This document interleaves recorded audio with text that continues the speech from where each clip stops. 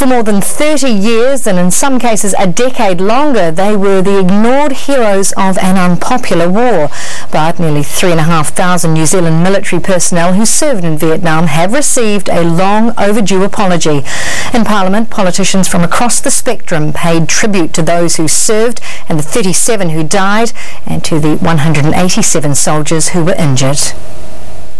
It was a bloody conflict that successive governments here and abroad have largely ignored, refusing to acknowledge that the Vietnam vets were exposed to a toxic environment.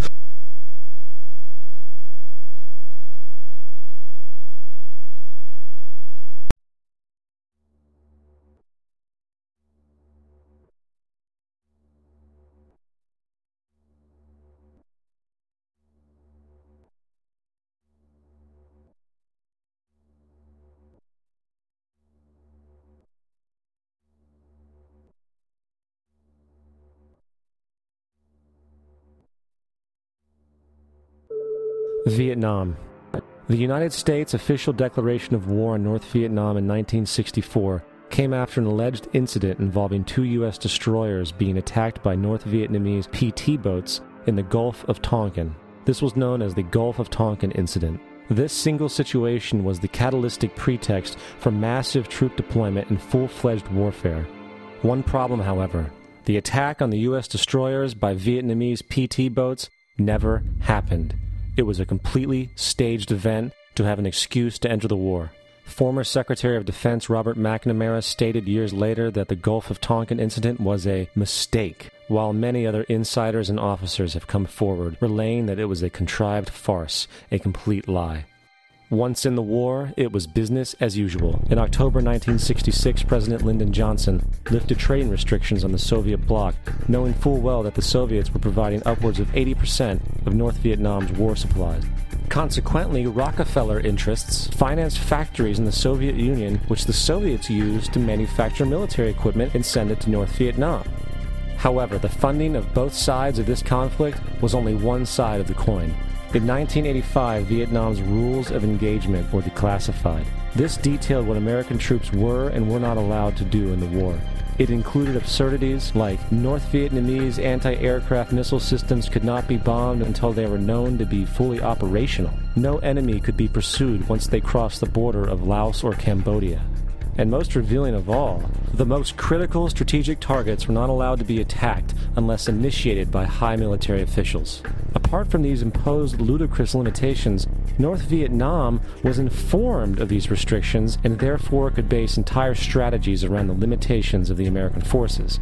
This is why the war went on so long. And the bottom line is this: the Vietnam War was never meant to be won, just sustained. This war for profit resulted in 58,000 American deaths and 3 million dead Vietnamese.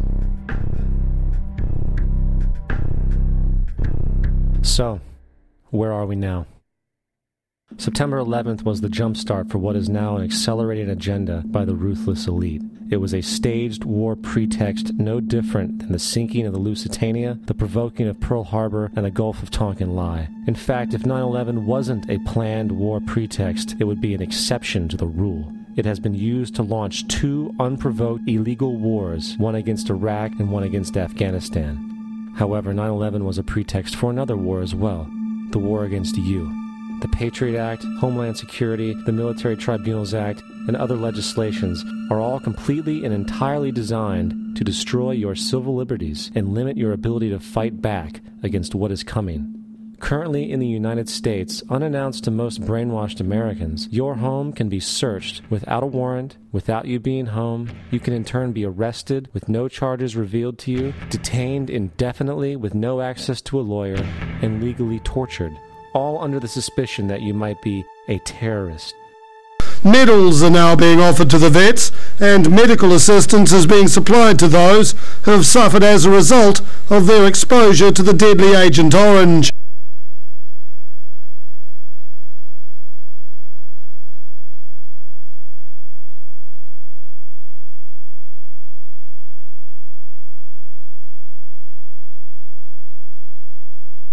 The public galleries in Parliament were packed with vets who were there to witness this historic day. Prime Minister Helen Clark, who in her student days was a leading light in the anti-Vietnam War movement, put that behind her today. The service of those who fell and all who served in that conflict should now be honoured alongside that of other brave service personnel deployed to other conflicts in the service of our country. Nationals John Key was still at primary school during the conflict, but appreciated its effect on this country. Vietnam was a war that divided New Zealand, and the period was one of bitter sentiment from some towards those who served.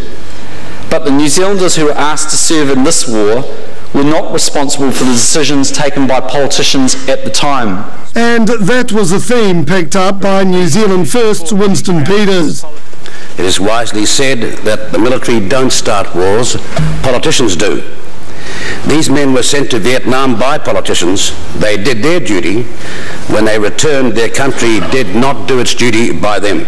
And it was the political theme that the Greens' Keith Locke concentrated on. Of course, all of these efforts do not absolve the United States government, the main responsible party, or the other governments who invaded Vietnam, including New Zealand. All the tributes ended in a fitting way.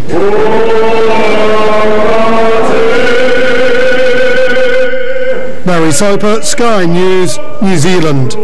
The apology sparked emotional scenes among the hundreds of returned servicemen and women in the public gallery.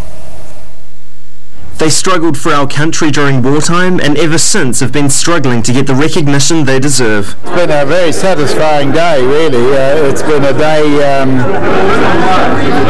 where a very gracious act has taken place. 3,500 New Zealanders served for their nation in Vietnam, 37 of whom were killed in action.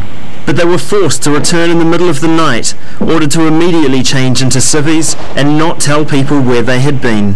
They knew that they had earned their stripes, and they came back and found themselves treated like criminals, and there was a sense of dismay and a sense of betrayal. Today's historic announcement marks the first time Vietnam veterans have received official recognition of their service. The only people I think it's come too late for are the 37 guys who died in Vietnam and the over 600 veterans who have died since they returned to New Zealand from health issues as a result of their service. I personally feel it's never too late for something like this. The vital thing is that it is said in public places, and the other important thing is that it is sincerely meant. Veterans will have the remainder of the week to discuss why it took the government more than 30 years to recognise their service, with Tribute 08 commemorations continuing until Sunday. Paul Vanderwerf, Sky News, New Zealand.